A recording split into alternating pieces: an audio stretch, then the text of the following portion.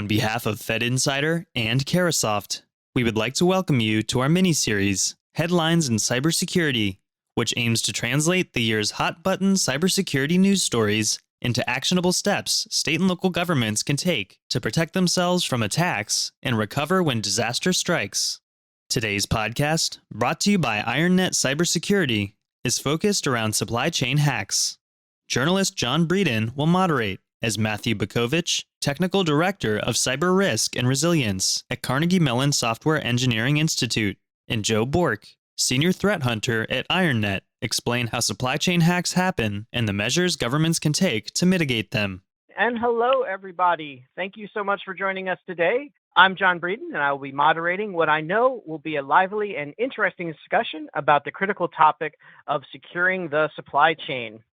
Until recently, the supply chain, which consists of all the various vendors and third parties that an agency or an organization works with, have been almost kind of overlooked in terms of cybersecurity. And the attackers have taken notice, using that supply chain to launch sometimes very devastating attacks. We will talk about how to prevent that from happening today. So it's both a critical and a highly technical topic, but have no fear because we have two of the world's leading experts in this field to help cover everything for us. So let me introduce both of them and then we can get started.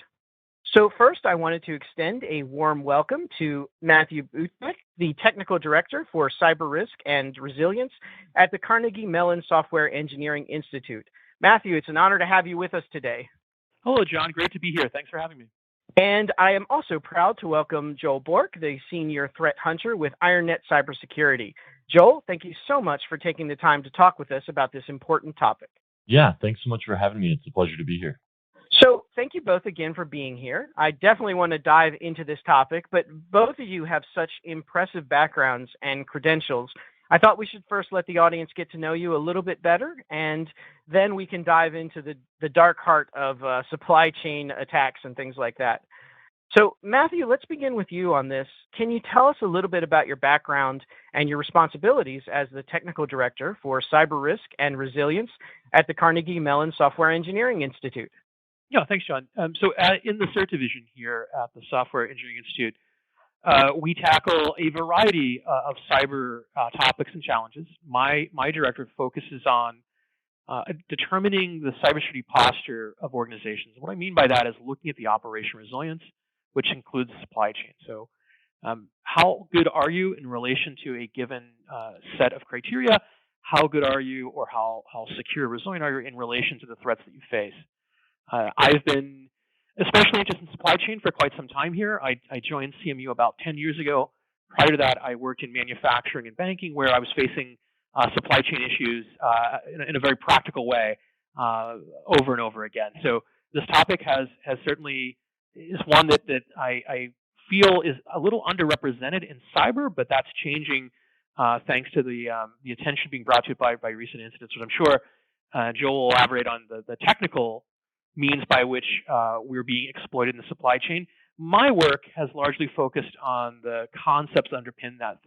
Think of the models, frameworks that allow you to measure in a rigorous way your cybersecurity posture.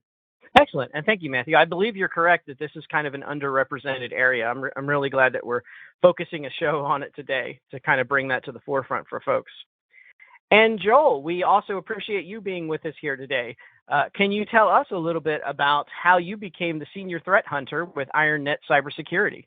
Yeah, absolutely. So thank you once again for having me. It's a pleasure to be here. I started out doing FedRAMP assessments. So really penetration testing cloud service providers, right? Think everybody from G Suite all the way to a number of other smaller cloud service providers who offer services in the cloud. So this was a great leeway into cybersecurity where I really was digging into what are the attack vectors I can use to compromise these cloud environments. When I moved over to IronNet, I had the opportunity to move over to their threat hunting team. And so from there, I began threat hunting in organizations around the world, from critical infrastructure to finance to now organizations all over the globe. And it's been fantastic helping lead that hunt forward capability here at IronNet. And then I also do consulting services with IronNet, right? So in regards to vCISO work and services that we provide. So it's been a pleasure. I absolutely love what I do, helping people from that technical aspect. Oh, great. Well, thank you, Joel. And I know being a threat hunter is a really cool job. You have to think like a hacker and really understand the network and the technology. It's a very impressive. So it really is an honor for me to have you on the show today. Thanks for being here. And thank you both for sharing your very impressive backgrounds. So many of our audience today are tuning in from state and local governments where they are dealing with the challenges associated with securing their supply chain. So we'll see if we can offer them some good advice and help during today's show. So let us begin by level setting the situation for our audience today. We hear a lot about the dangers associated with supply chain management, and some of the recent headlines certainly show what can happen when an attacker compromises the supply chain in some way. But I think, as Matthew kind of mentioned, even after all of that, it's still a little bit of a murky area for a lot of people and not really well defined. So, Matthew, before the show, you and I were talking a little bit about some of the supply chain news headlines, and you pointed out that even some of the most recent high-profile breaches, like what happened with the SolarWinds software, is actually only one small example of the kinds of supply chain issues that agencies should be considering. Can you explain some of the areas that encompass the overall supply chain security strategy? Yeah, certainly, John. So the supply chain is an expansive topic or category of something. So if you think about the list of items and the list of services you procure from the outside, even for a small organization, it's a rather lengthy list. So if you think about all of the software you own or all the software you access, your cloud service providers, all the hardware you purchase, all of this is part of the supply chain. And the thing that unifies, the silver thread that connects all of these supply chain elements in my mind is trust. What I mean is the trust you place in the devices, the software, and the services that you allow to enter your enterprise. So whether you're a large organization or a small organization, at a very base level, you've made the decision that this device, the software, the service is trustworthy. Therefore, I'm permitting it to interact with my organization.